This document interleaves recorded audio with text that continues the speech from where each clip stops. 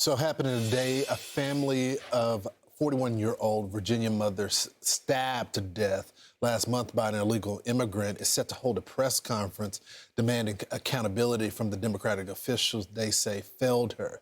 Stephanie Minter's suspected killer came into the country in 2012 and went on to rack up dozens of arrests from petty theft to violent crime. Joining us now, Stephanie mother Cheryl Minter, as well as former Virginia Attorney General Jason Miyares. Thank you so much for joining the program. Ms. Minter, what happened to your daughter is so upsetting to me and many people in our audience. And one of the things we found was this quote that came from the police department in Fairfax to the district attorney's office. This is what they said. Mr. Jalloh is one of the repeat and violent offenders we discuss. I wanted to get your background on why he's out so soon. Unfortunately, based on numerous dealings with him, it's not a question of if, but rather when he will maliciously wound or worse again. What did you make of that?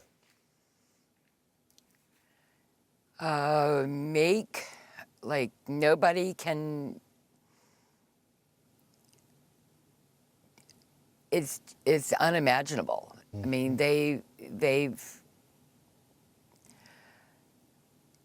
I don't know. I am so upset over it that I can't even talk over it anymore. It's okay, take your time, take your time. So they warned the district attorney office that this guy was gonna kill someone eventually. And they didn't seem to take it seriously, Ms. Minter. They're not taking it seriously. Nobody's taking any of it seriously. Yeah. Mr. Attorney General. I mean, people are getting killed day after day. And Stephanie included. And I've lost my daughter. Yeah.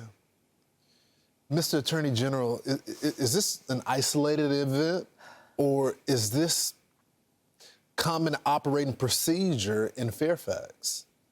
Yeah, tragically, Stephanie's story, and it's heartbreaking to hear, it's not a coincidence. This has been a deliberate policy by government officials in Fairfax not to cooperate with federal immigration authorities. And Steve Toscano, the local prosecutor there, the district attorney, he's one of these left-wing social justice prosecutors who views himself as a welfare worker, not a prosecutor, has a policy, and he lists this on his own website, that he will take into consideration your immigration status. And what we've seen is a consistent pattern of charges being dropped, no pros, by this prosecutor because he doesn't want them to get a felony. And Stephanie's story, while it's heartbreaking, is not an isolated one. You had just recently, in the last couple of years, you had a horrific rape that occurred on the Washington and Old Dominion Trail, a very, very popular walking trail in Reston, Virginia. The individual had dozens of prior encounters with law enforcement.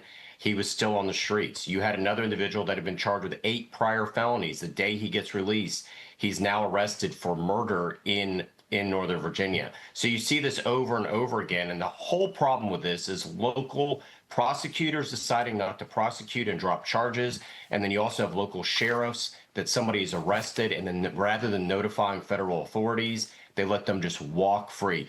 He should have never, Abdul Jalloh should have never, ever been in a position to harm Stephanie, ever. He was there in a position to harm any innocent citizen because local government officials refused to do their job, which your first job is to protect your citizens, and they failed. It's so true. Ms. Minter, can you tell me about Stephanie? What was she like? Oh, she was a smiling, happy, loved crafts, loved making things, loved God, reading her Bible, cooking. There was just so many things. She had so many goals. What is your message to the leadership in Virginia?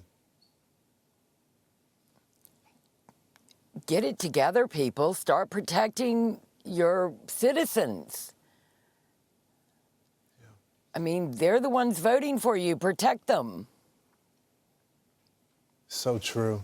Attorney General, as you said, it is the #1 obligation and duty of the elected officials there.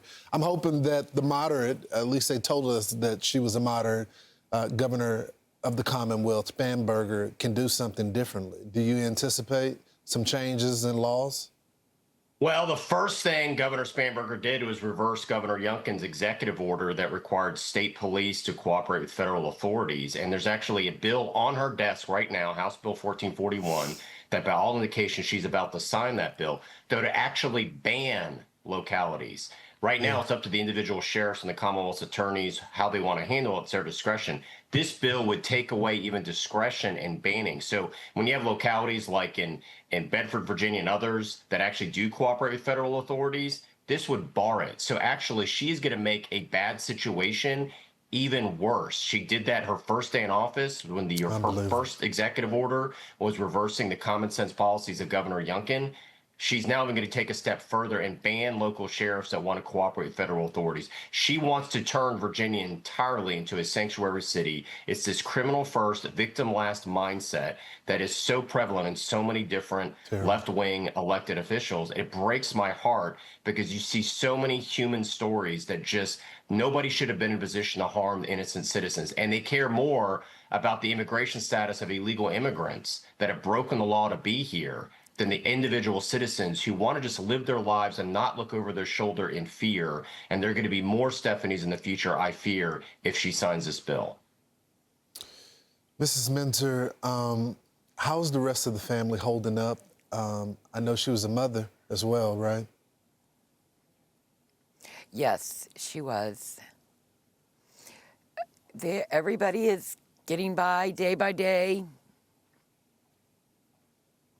and trying to get through it. It's just really hard.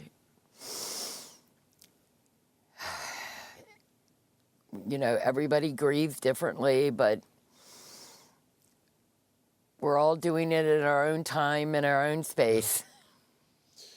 Yes, ma'am. We continue to pray for you and your family, and we hope that justice can be served for Stephanie.